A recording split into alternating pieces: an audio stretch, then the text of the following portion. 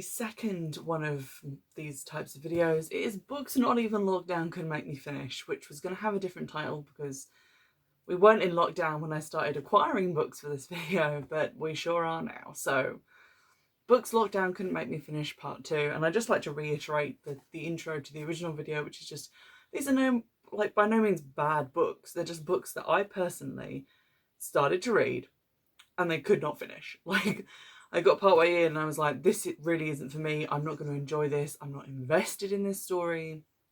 It's all very much a personal taste thing. And to be honest, we're starting off with one that I didn't even try to read. So let's get into this. You're probably sick of hearing about the private series right now, but guess what? There's still so many books left to read. I've read them all already, but there's so many reviews like pre-done that need to go up. And then there's this book, which is Last Christmas. This is what the books look like, by the way. They've got like these ladies on the front, great big faces. It's great. This is the prequel to the entire private series. So it's not the witchy prequel, it's the other one. It's about Ariana Osgood, who is like the main bad guy of the first 4 books. It's about basically her hooking up with Thomas and then thinking that he's gonna like be her love forever, and then Reed turns up and ruins all that in the first private book. I said, I think in the review when I got to where this one is in the series, that I was going to read this maybe at the end, but to be honest, I don't care enough. I'm not going to read Ariana's spin-off series because that's not really witchy. I didn't really care about her that much as a character. And also, like, we already know everything that happens in this book because it was in Ariana's evil monologue when she was like, oh, you stole Thomas from me. Now I'm going to push you off a roof. What is my hair doing? So I don't really feel the need to read this. It's just going to go with the rest of them. And honestly, charity shops around here aren't taking books at the moment. Like, you cannot donate books at all without hiding them in bags of clothes. Like, they do not want books. So if I can't find a shop that's going to take these, I may have to just like stash them somewhere, or worst case scenario, burn them in the garden, because no one is taking donations of books right now, and I just have boxes of like red books just littering the floor. So I'm not going to read Last Christmas because of all the reasons I just said, but I technically didn't start reading it. I just decided I wasn't going to bother. Bird noise. One that I did start reading and then decided I wasn't going to bother is this one. You might remember this from my shopping in Bristol with Vanda haul. This woman on the cover is in a very weird pose. It's like she's trying to do Lotus, but on a staircase. Dunno.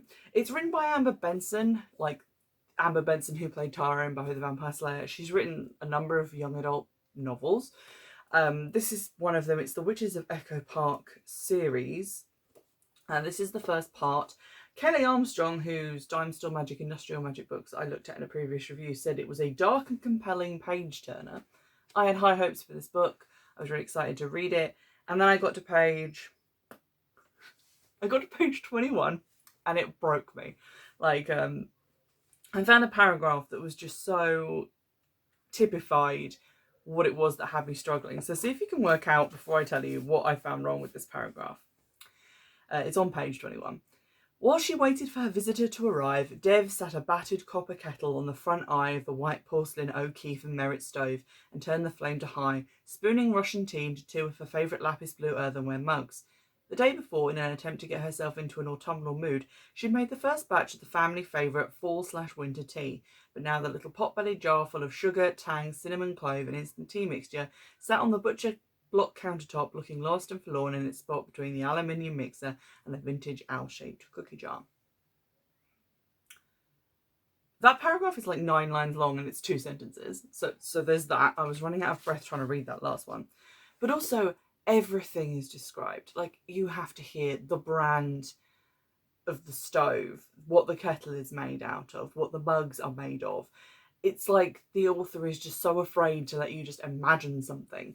Like, just say she made tea in a copper kettle and poured it into earthenware mugs. That gives you like the kind of homesy, down-to-earth, domestic feel. You don't really need to know that it's an O'Keefe and Merritt stove. I don't even know what that is. So if I can't picture it, that's pointless description to have there.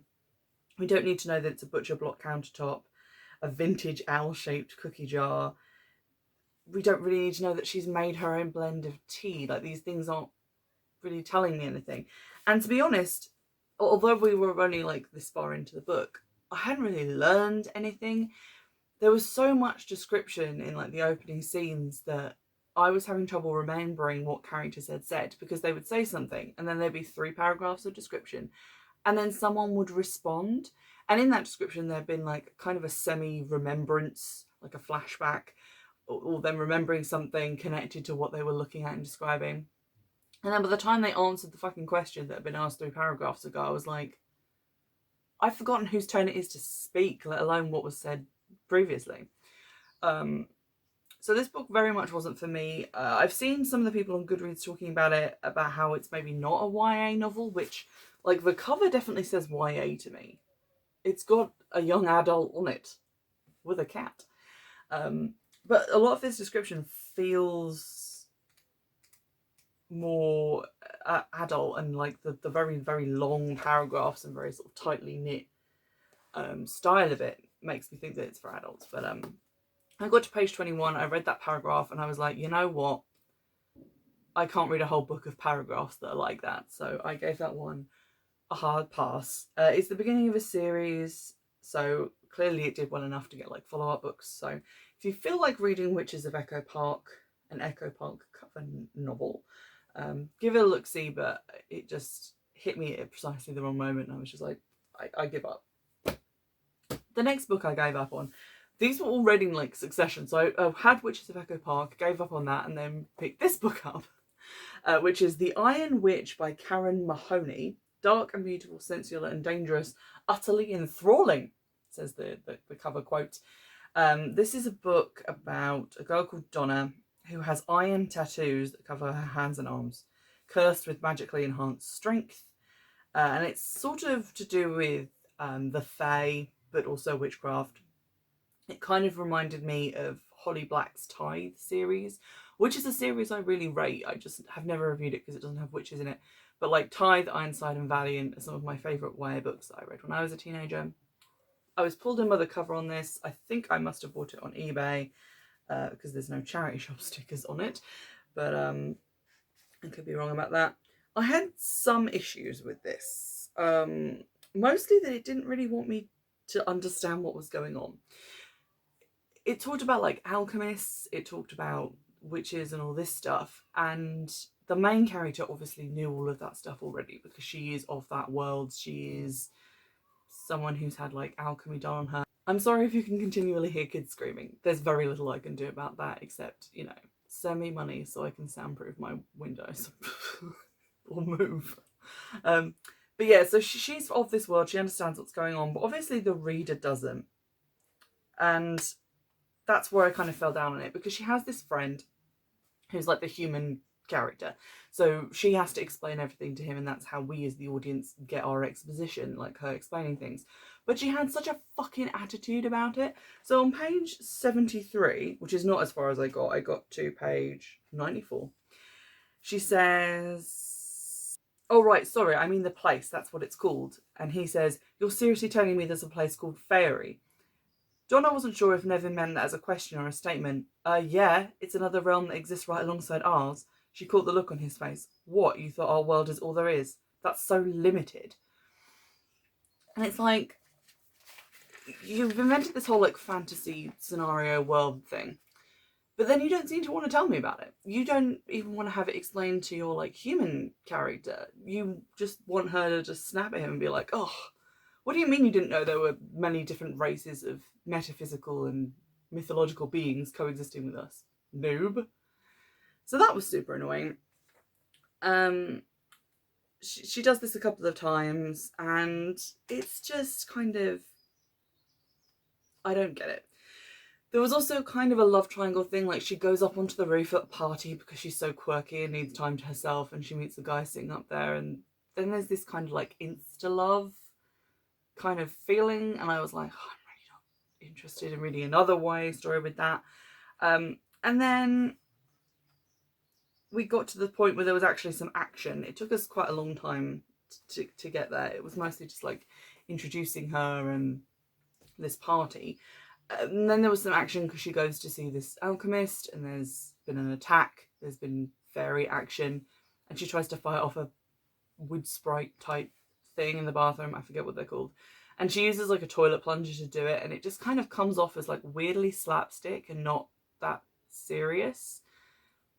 And I kind of asked myself, am I interested in this main character who doesn't want to share any information with me? Am I interested in the cast of people that have been introduced around her?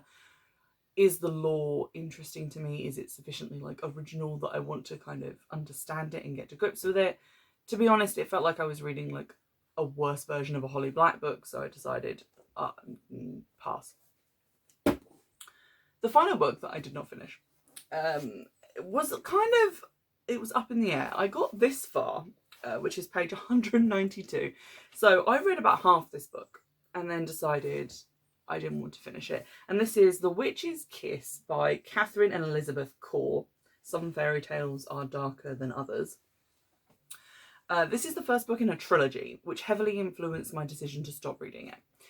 Because I was kind of taken in by the blurb, which says, Mary is an average teenager. She's also a witch. She's trying not to be, but she is. Then Jack comes into her life and she can't help falling under his spell. One problem, he's part of an evil centuries-old curse that Mary now has to break. If Mary has lost her heart, will she lose her life too? Or can true love's kiss save the day? Being a witch is dangerous, but being in love is even worse. It kind of felt like it was going to be a lot like the Witch in Winter series, which I just finished. So I was like, okay, I'll give it a go. And I wasn't really enjoying myself. For the first like couple of bits, it felt kind of poorly defined. At the start of the book, it feels like the book has started in the wrong place, because everything Mary says is like, oh, back when I found out that I was a witch, back when I did this thing that means this guy now hates me, and that's why I decided to give up using magic, or back when yada yada yada. There's a point where she finds this mysterious locked box in the attic of her house and she's like, hold on a minute, I have the key for this. And she runs downstairs and is like, it's on the charm bracelet Gran gave me. And it's like, I had to keep checking that this wasn't the second book in the series, because it felt like it was calling back to a time before the book had begun, which was vastly more interesting. Like, that was the point at which she found out she was a witch. It's the point at which she had this like crisis and decided to suppress her magic. So it felt like it started in the wrong place and there wasn't a lot of action. I kind of enjoyed it when we got like a flashback to the point at which the curse was established, because that read very much like a kind of dark fairy tale and I was more into that. Although it did feel very Sleeping Beauty derived. Like, there's the royal couple with the baby at the christening and then the bad guy comes in and is like, I curse you, age 18, badness, and they're like, oh, we'll send you to live with someone else. And I'm like, I'm familiar with this story. So that was quite interesting. I was interested in seeing where that was going. But then we jump back to the present with Mary, who I don't know anything about. We haven't really been introduced to her because we didn't see the point at which she became a witch. All this stuff. We don't even really know how witchcraft works because we haven't discovered that alongside her. And then it just kind of kept doing this thing where interesting stuff would happen off screen. So we'd hear they went to visit their gran, finally. Like, they kept saying they needed to talk to her and then would just phone her and be like, she hasn't answered. Well, eventually we'll have to do something about that. But they finally go and see her, and then they finish like the conversation and go away again. And then Mary suddenly busts out all this stuff about how, oh yeah, Gran told me that this mysterious parchment would at some point spawn words and tell me what I need to do. And I was like, well, why couldn't we have had that in the actual conversation you had with your grandmother? Why do you need to tell us that after the fact? Because that's just telling and not having us like go on this journey with you. There were some mysteries in this that I kind of wanted solved. So, for example, only she is meant to be able to read this parchment because she is the one from this prophecy. But her brother, who is not a witch, can also read it. And I was like, that's interesting. I want to keep reading to find out why that is. And to find out why this protection charm that was in the magic box was supposedly made by the evil wizard who they're trying to destroy. When I read the words evil wizard, I wanted to like just throw the book, but I moved past it. Evil wizard. And I did kind of like want to read more and find that out. And then the more I read of it, I was like, this is the first book in a 3-book series, which means that the questions that I have probably aren't going to be answered in this book. They might not even be answered in the next book. They might be answered in the third one. And I don't want to read 3 of these, thank you. So I kind of had to weigh up, and I was still kind of skim reading, hoping that something would happen, something would grip me. I had to kind of make the decision that the few questions that I wanted answers, like the little curiosity I had, was that worth reading 3 books of this length when the answer might not even be satisfying? And I decided to give up because I was not having a great time. The thing that actually broke me was on page 192, which is where I stopped reading.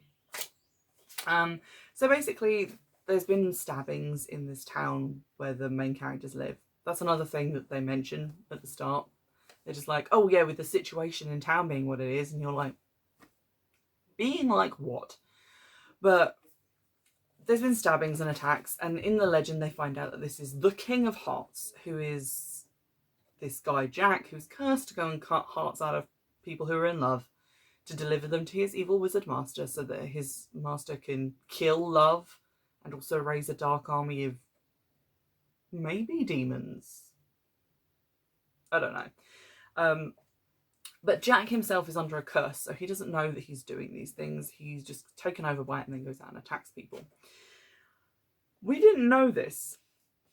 They literally get attacked by Jack, and then he gets knocked out and then regains consciousness and just sort of sits there, and he thinks that her brother is a wizard because he has a digital watch, which is kind of funny. And he says that he's bound to the evil wizard through the curse that taints my blood. I remember my name and your face, but that is all I remember. And then on page 92, on page 92, Leo says, how long have we got until you go evil again? Can you at least tell us that?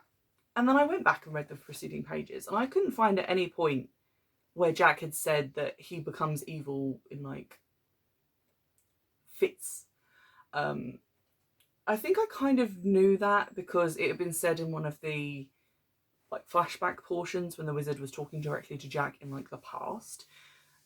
And also maybe because I'd kind of guessed that, but I had no way of knowing how Leo knew that, because as far as he's concerned, this guy's attacked his sister, he's been knocked unconscious, he's woken up and not been aggressive, but he hasn't said that he was aggressive because he was turned evil by this curse. He might have just been confused and attacking them because they thought they were wizards, which is when he goes to attack Leo again, is when he thinks he's a wizard.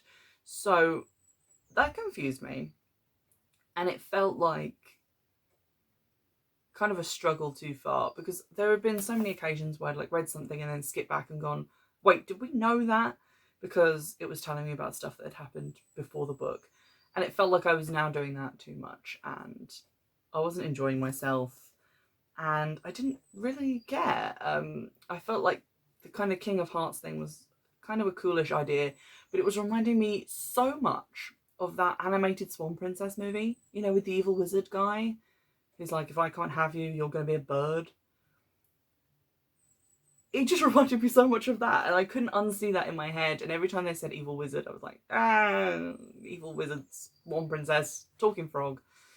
I couldn't really take it that seriously. It felt a little bit cartoony, and added to that just the fact that I wasn't having a very good time with, like, the writing style, the feeling that a lot of the interesting stuff had happened before the book started, leaving us kind of trying to catch up. Wasn't for me. So I was going to do a whole, like, review episode on that, but then I thought that would mean finishing it, so I didn't finish that. Those are the 3 books that I didn't finish. Everyone except The Last Christmas I kind of read in, like, a line. So I was just picking up books and being like, can't finish you. And obviously that owes part to, like, the mood I'm in, a lot of things going on, being stressful. But when I hit upon a book that I did actually want to read, I finished, like, the whole series, because then I went, like, into the, like, Witch in Winter series and read all 3 books in, like, a week. So I think if these had been slightly better books or slightly more for me, then I would have been able to stick with them. But that has been my small did not finish pile. Let me know if you've been enjoying these videos, and I'll keep putting these to the side, because what I used to do is just, if I didn't finish something, put it in a box and then take that box somewhere else and put it in another box and put that box in a bigger box, smash it with a hammer.